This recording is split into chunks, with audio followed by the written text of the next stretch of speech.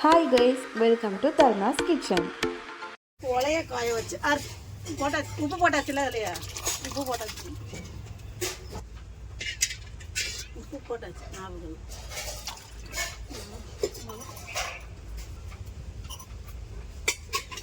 எங்கே பார்த்தாலும் காற்று எக்கச்சக்கமாக காற்று அடிக்கிறதால நின்று ஏறிய மாட்டேங்குது.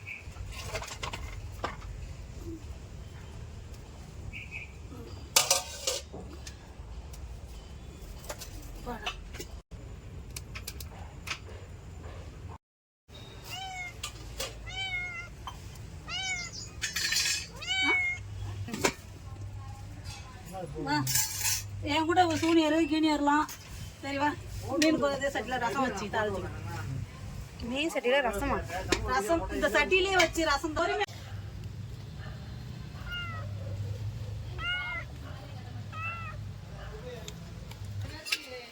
ரசம் வச்சிடலாம். ஃபர்ஸ்ட் ரசம் வச்சுட்டு அதுக்கப்புறம் மீன் குழம்பு வைக்க ரசம்.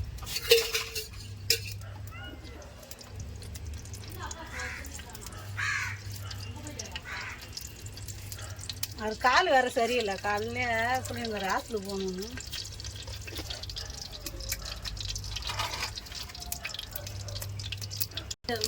சரிங்க,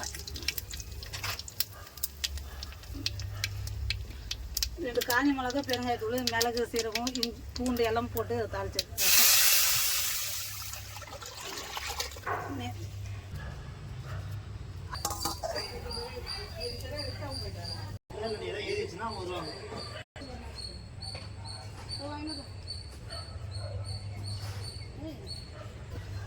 மடவை மீன் குழம்பு வைக்கலாம். இன்னைக்கு தேவையான அளவு எண்ணெய்,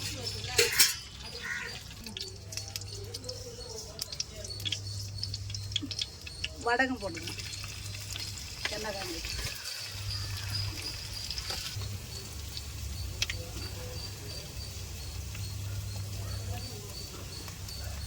ரெண்டு வெங்காயம், கருவேப்பிலை, கொத்தமல்லி எல்லாம் தழைச்சிக்கணும்.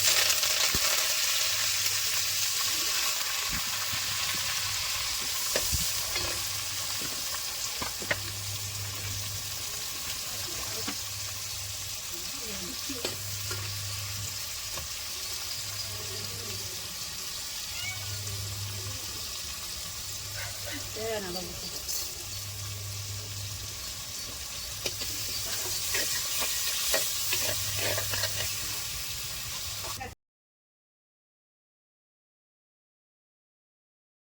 2 தக்காளி கட் பண்ணி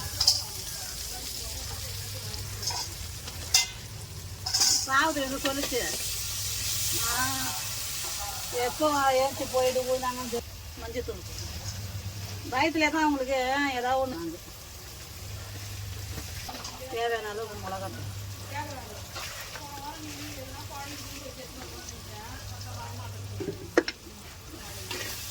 4 ஸ்பூன் போட்டிருக்கேன் மிளகாத்தூள்.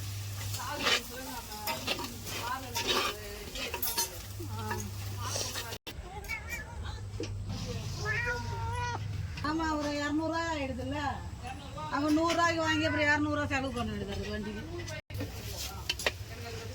இன்னி வேணா கூட தேவையான அளவுக்கு தண்ணி ஊற்றினா இல்லை ஒரு சொம்பு. இன்னைக்கு வேணா யாராவது தொக்கு சாப்பிடுவாங்களா? யாராவது தொக்கு ரசம் இருக்குது. ஞாயிற்றுக்கிழமை வேற வீட்டில் இருக்கும்ல லட்சுமி, தர முடியாது.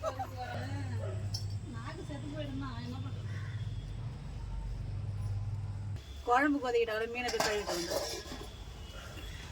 நல்லா கொதிக்கும் போது 2 கத்திரிக்காய் கரைச்சி வச்சு புளி தண்ணி ஊற்றி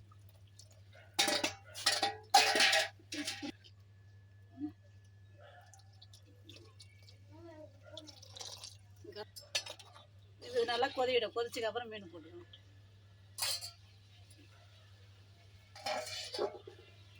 வாழை குழம்புக்கு எடுத்து வச்சாச்சு. இது வறக்கிறது. இதில் கொஞ்சோண்டு புளி ஊற்றிருக்குறேன்.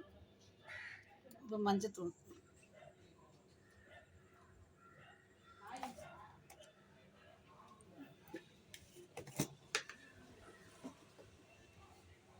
மிளகாத்தூள், வீட்டு மிளகாத்தூள் தான்.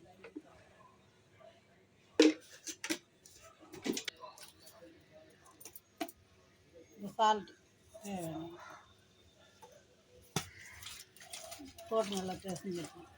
இது நைட்டு தான் வறக்க போனால் இப்போ போட்டு எடுத்து வச்சோம். இது வறக்கும் போது கொஞ்சோண்டு பெப்பரும் ஜீரக பொடியும் கொஞ்சம் போட்டு வரங்க, நல்லாயிருக்கும்.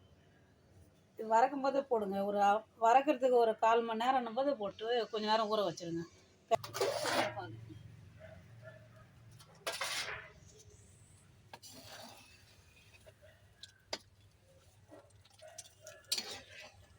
நல்லா கொதி வந்துச்சு, கத்திரிக்காய் வந்துச்சு, இப்போ போட்டுடலாம் மீன்.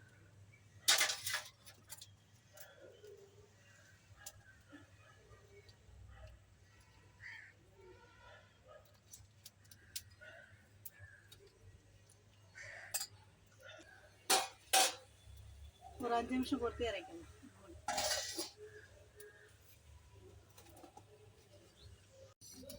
அவ்வளோதான், மடவை மீன் குழம்பு ரெடி.